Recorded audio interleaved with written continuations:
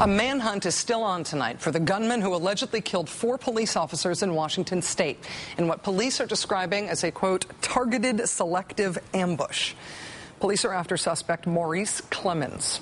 On Sunday morning, a gunman reportedly walked into a coffee shop just outside the Tacoma, Washington suburb of Lakewood. The gunman shot and killed Police Sergeant Mark Renninger and officers Tina Griswold, Ronald Owens, and Greg Richards as they prepared for the start of their shift. All were reportedly wearing bulletproof vests when they were killed. No other customers in the coffee shop or employees were injured.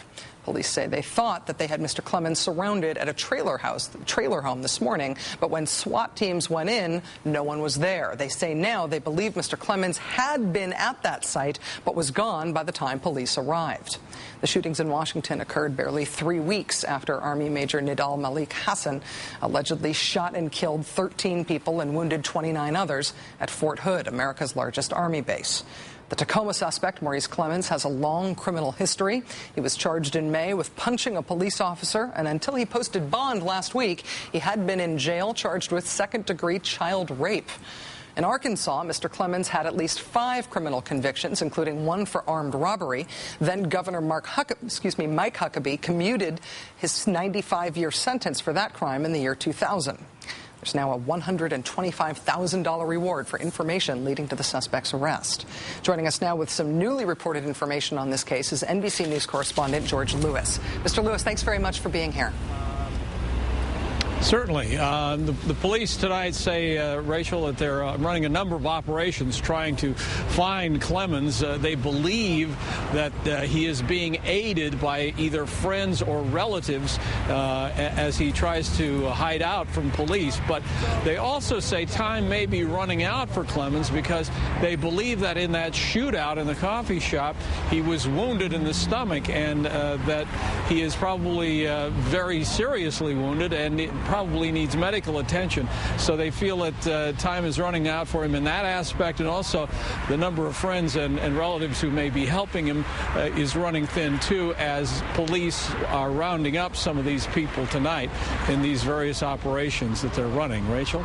George, in terms of the crime itself and the way this suspect is believed to have been wounded, one of the things that's hard to understand is how these 4 police officers could have all been killed, whether there was in fact a struggle inside or just outside that coffee shop. What can you tell us about what they know about the crime itself?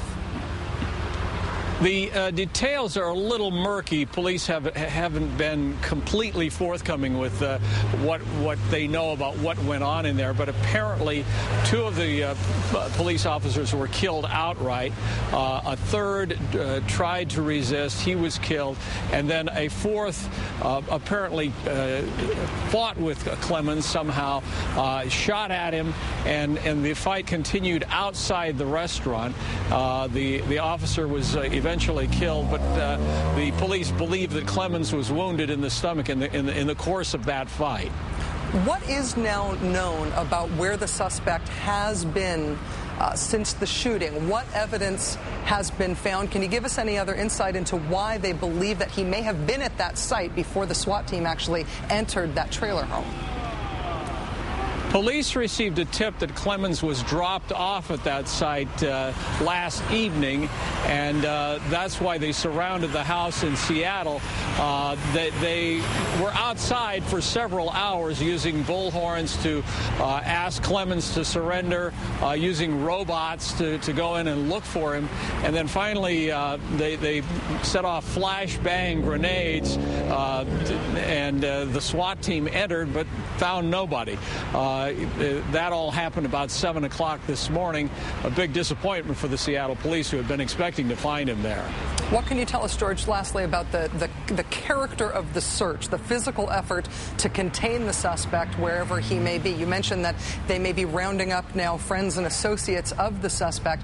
Other things they're doing in order to try to keep the dragnet tight? Yeah, it's pretty much a classical police dragnet. They're monitoring major thoroughfares. They're monitoring ferry stops on Puget Sound, airports, bus stations, those sorts of things. Law enforcement agencies throughout the Pacific Northwest have been alerted. Obviously, when there's a cop killer on the loose, he's a high priority for all of law enforcement. NBC's George Lewis in Lakewood, Washington, at the scene of a massive manhunt tonight. Thanks very much for your time and your reporting, George. Okay. Police have established a tip line, and I have asked people with information about this suspect to call. The number is 253-591-5959. Again, the police tip line in this case is 253-591-5959 as the manhunt continues.